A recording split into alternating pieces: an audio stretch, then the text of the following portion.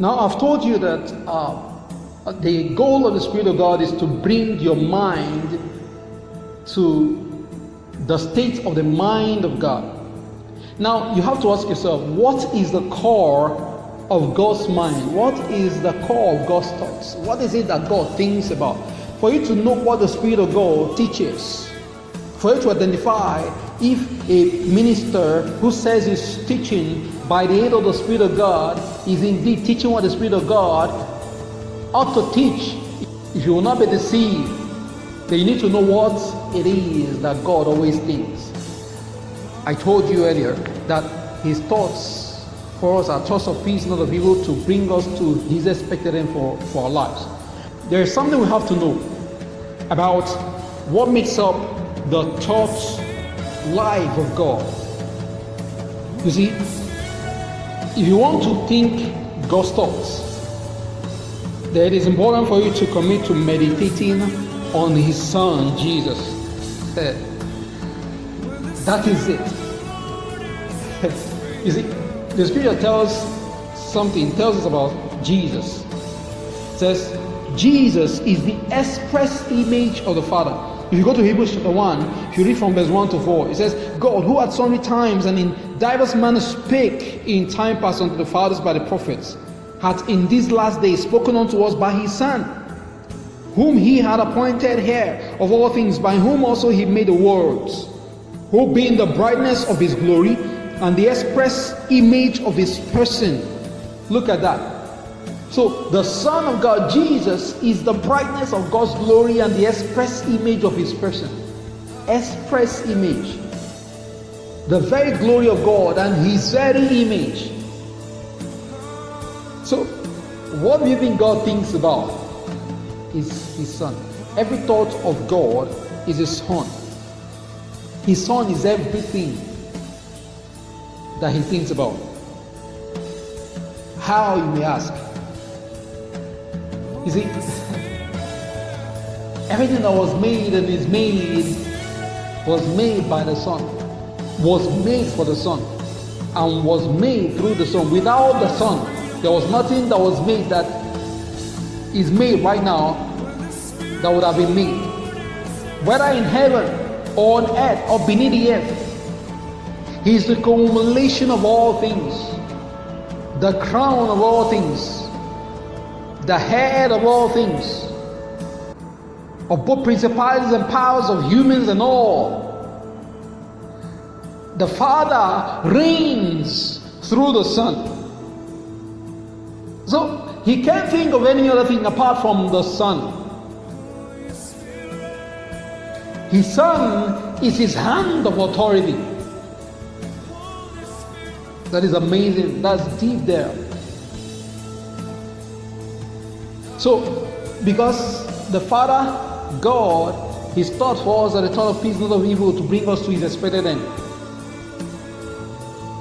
I want to announce to you right now that expected end that He has, or that He's thinking towards us for, that He wants us to have, is His Son, the knowledge of His Son. See, when you begin to take or assess the knowledge of the Son of God, you're beginning to take hold on eternal life. You're beginning to take hold on the power, the greatest power that there is. You're beginning to take hold on the greatest authority that there is.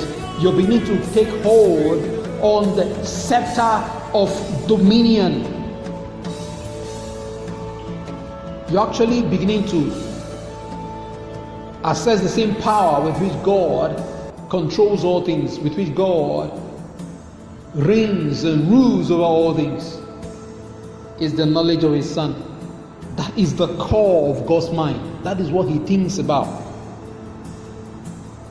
All the time, He's thinking about my Son, how He blessed these people, what He has done to bless them, what He is doing right now to bless them. All the time, what His Son stands for us. As far as our blessings are concerned, as far as our place of authority is concerned, as far as our dominion is concerned, His thoughts are always about His Son and how He is the blessedness of all mankind, of all those who have chosen Him, who have taken Him, and who have believed in Him. God thinks nothing else except about his Son. For those who do not believe in his Son, his thought toward those people is that his Son will actually, at the end of time, stand in judgment against them. Jesus says something. He says, the Father has committed all judgments into my hands. And now speaking, there is no other thought that God thinks of the Son. So if you want to operate the same power of God, think on the Son of God. Think on the Son of God. That is the secret of the ultimate mind. That is the secret. That's just the secret there delivered to you. Wow. No wonder the Spirit of God teaches nothing other than the knowledge of Christ. Nothing else. So, you tell me you're a preacher, you're a this and that and that. All I need to do is listen to what you're teaching. If you're not revealing Jesus, then you're not a minister of Christ. You're actually impersonating the ministers of Christ. A minister of Christ is committed to revealing Jesus in all his dimensions, in all his ways, in all his goodness, in all his love, in his perfections, in his beauties, in his glories. That's the ministry of a man that is truly under the influence of the Spirit of God. Jesus is the Prince of Peace. That's why I told you, God thinks nothing else but his Son, the Prince of Shalom. Thoughts of peace. How do I deliver peace? My Son, the goodness of all he has accomplished upon the world. That's what he thinks about all the time. Amazing. So you can never develop the ultimate mind as a Christian by attending the best of schools. I've said this before. Of course, attending those schools and all that is good. It will help you to understand the principles of this life. But it can never give you an ultimate mindset. See, that's the reason why even Peter, even though he didn't study at all, he was not known to be a learned person, but he walked in supernatural abilities. He did supernatural things. He wowed people who were around him, even people who were well schooled at the time. So you can be so schooled, but if you lack the ultimate mind, you're nothing. You are very, very limited. Absolutely limited.